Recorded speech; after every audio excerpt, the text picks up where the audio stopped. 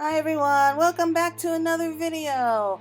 The problem that you have with working early in the morning is that you don't get to really work on videos until you get home. So it's a little bit behind, but I promise I will catch up on everything before the next patch comes out. So yes, we are getting very close to the release date of Futures Rewritten. It's only going to be a few more days before it's out. So we still have a little bit of time, not a lot, but hey, I am so excited for everything that's coming in this next patch. So looking down here, after checking the logstone, we do have the preliminary notes for patch 5.4 already having come out. And so I will do a quick overview of that as well, but for the most part, today is going to be about the special site update. So this here is going to show us a little bit more of what we can be expecting, not as detailed as the patch notes are going to be, but I still felt that they were worth mentioning real quick. So moving down here, we pretty much read through all of this, so they are doing a lot of updates like really quickly, so I'm really glad about that. But the first part here is going to be talking about patch 5.41. So that's going to be released, I think, around 3 to 4 weeks after the initial release date. I think that that's okay. So this is with the Ishgardian Restoration update. With the residents of the new nest providing homes for countless Ishgardians and the markets of Featherfall ever flourishing, the firmament is evolving day by day into the living, breathing heart of the post-war Holy See. So it is that Lord Francel del Helionar turns his eyes to the fourth phase of the restoration efforts, which will see the construction of the cultural district where noblemen and commoner, man and dragon alike, might further enrich their lives through aesthetic pursuits. So I think that this was actually brought up by Emmanuel, I think, about what they needed to add to the firmament when we first began. So here is actually a quick screenshot of one of the cutscenes. So it looks like this is actually going to be the part where we're wrapping up the whole story, where, if I had to bet, this is going to be where they're looking up at the brand new statue that they erected, because they did state that the most popular, or like the job that contributed the most to each part of the firmament and each one of the worlds is going to be constructed there. So that's going to be really cool to see. So I'm guessing that this is everyone about to see the grand revealing, like the brand new opening of the new district and everything.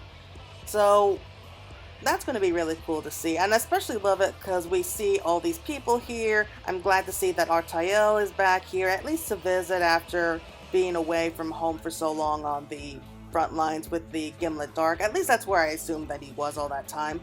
There's also Honoritz. I'm guessing Emmanuel is there somewhere, and of course Lord Edmund.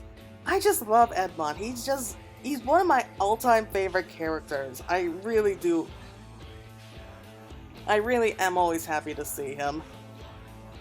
Okay, so that's what we know so far about the restoration updates, and yes, that is going to be the final phase of the restoration for Ishgard. Who knows, they may have other restoration projects later on. I doubt that, but hey, you never know. So next up is the next Fox Hollow. So the Fox Commander wishes to hear a tale of heart-stopping terror and victory against impossible odds, for which your climactic encounter with Titan seems the perfect candidate. You cast your mind's eye back to that fateful day when you stood on the very precipice of certain doom. So yes, this is going to be the Navel Unreal.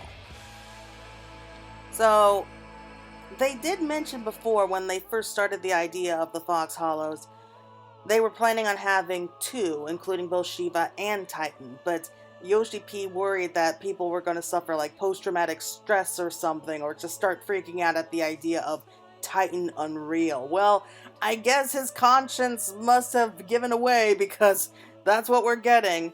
So we won't be having Shiva anymore. This is going to be the last week for Shiva. We're just going to be facing up against this freak from now on until like the next patch. And I don't know if I should cry or not. I just started getting used to Shiva Unreal. Oh, I'm scared. I hate Titan. I really do. Oh, well, I mean, if you're happy about a challenge, then good for you, but moving on. We have the shifting Oubliettes of Ghiah. So, Fa tricksters, renowned for their devilish sense of mischief even among the impish fae, have overrun the dungeons beneath Ghiah. It is said that they have insulted the deepest sanctum with their chaotic magics and tempt mortal visitors into playing their games with the promised unearthly riches. Should you stumble upon their hidden domain, know that you gamble your life with every spin of fate's wheel. So we got a couple pictures. So this is actually going to be a place that you get into using with certain treasure maps. So it is gorgeous, I will say that, but you can definitely see traces of the foie already having moved in with all the water around everywhere. So this whole board is going to be like a roulette, so you can either win big or you'll die a horrible, painful death. So I'm guessing that this is what you get when you reach like the final door, I guess, and once you beat this guy, who I don't know if I should be intimidated or aww.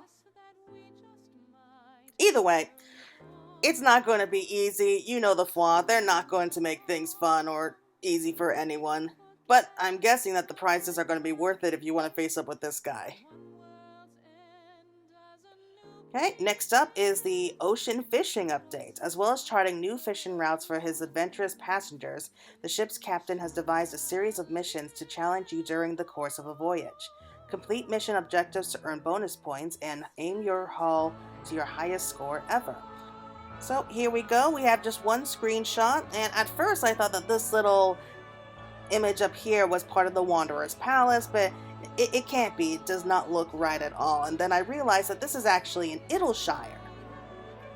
So yes, this is actually taking part in the Hinterlands, so that's going to be fun to see. So I'm glad I was able to at least figure that part out. Okay, next up is the Manderville Gold Saucer, including the Triple Triad updates and the Domain Mahjong updates.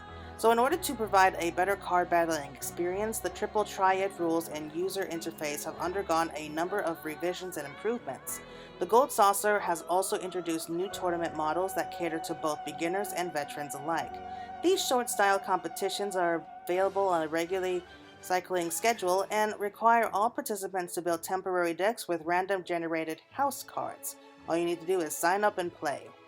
So during the live letter, they talked a lot about the Triple Triad updates. I personally don't play Triple Triad that often, usually just to get the card just for my collection, but it's definitely a nice way to earn some MGP points.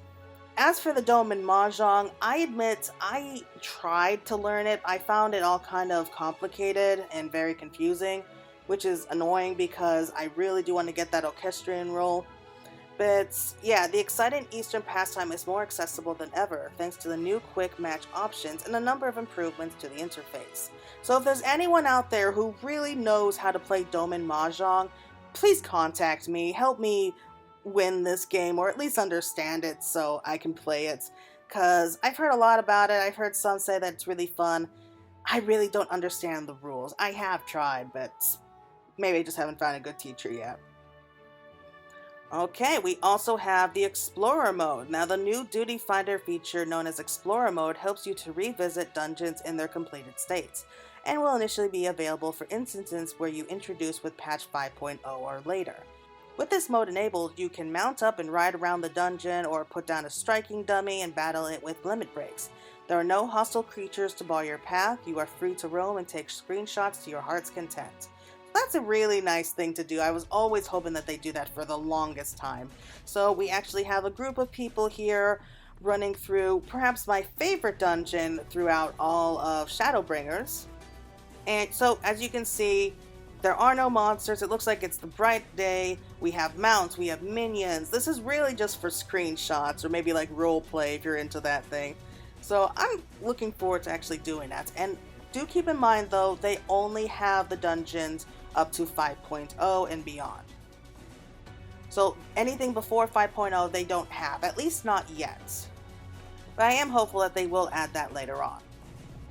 Right, so next we have a performance update which include a new instrument, allowing for even more creative freedom. In this case, it's the violin. I've always really liked the violin and I really was wondering how they were going to make that look, so I'm not much of a performer, but I'm just going to have a lot of fun with it. Also, we have the new Game Plus features. We can relive more of our past adventures with newly added chapters for main scenario quests from patch 5.1 to patch 5.3, as well as level 80 job quests and role quests. And they picked the perfect picture here for this because Dark Knight has to be hands down like the best job quest out there. I mean, I've played all of the job quests. I know what each one is like. And Dark Knight is probably one of my favorites, if not my absolute favorite. The story there is amazing. So if you haven't played it yet, you should go and play it. But anyway, looking here, we also have the next part of Shadowbringers, other stories that we can actually relive and play through. That's going to be really fun to see. Alright, and now we just have some minor little things left, such as the Allegon Tomestones of Revelations, which is going to be a new variety of tomestones opening up the way to powerful gear. We have new mounts, be it by land, sky, or sea. These mounts will take you where you need to go. New minions, be the envy of your fellow adventurers with these adorable wind-up toys. And of course, the new emotes, express yourselves with the new gestures and poses. So let's just have a quick look at each one. So we'll start with the new gear, which looks like they got a lot of inspiration from Dark Souls, and they look so dark. They look so creepy, especially with those masks, and they really are getting fond of the idea of like all this dark gear, like since Shadowbringers. It makes sense, but I never stop laughing at that idea. So that's definitely going to be a very nice gear set, no matter which one you are for your Warrior of Darkness. So that's going to be the new Tomestones of Revelation. So if you have any Tomestones right now, you might want to hurry up and spend those. Next one is the new mount, and there are going to be several new mounts, but this is just the main one that they want to show off right now, and that is another Dragonette, which is going to be, of course, from the Emerald Weapon. So it looks a little bit different compared to the others. I mean, I see that giant spike out in front, like that horn, kind of like a messed up head. So I think he looks really cool. Going to add that to my collection as soon as I can. The new minions. So one of those, I think, is some kind of airship. I can't really tell. At first I thought it was like the Silva miniature, but it's definitely like a wind-up toy. Like either some kind of little airship or submarine, one of the others. I think it's a submarine though. And of course we have like this little kind of bubble minion. I'm definitely betting that that one is going to be one from the next dungeon. So from Matoya's Rewritten. And here, new emotes. We have a couple of them where we actually have a painting emote. We have pink and blue, but it has been suggested that there are going to be other colors as well. So yeah, we get to paint the town like any kind of color that we want after that. So that's a really nice addition. Thank you for that, Square Enix. And I guess that's about it right now. I mean, we do have the rest of the pictures down here if you want a better look at them. But really, that's everything that we know so far for the next patch of 5.4. I'm not sure if we'll be getting any more updates for the time being, especially since Futures Rewritten is coming out in just a couple more days. Maybe we'll get one more update for the special sites. That's kind of a long shot there. But anyway, everyone, thank you so much for watching. I hope you all enjoyed it. I hope you all are going to be really looking forward to what's coming up next. Please let me know what you think and what you're looking forward to the most. I know I did state that I was going to be talking about the preliminary notes, but I decided that I'll save that for the next video, so I can really focus on that. So until next time, everyone, thank you all so much for watching, and I hope you have a great rest of your day. Bye!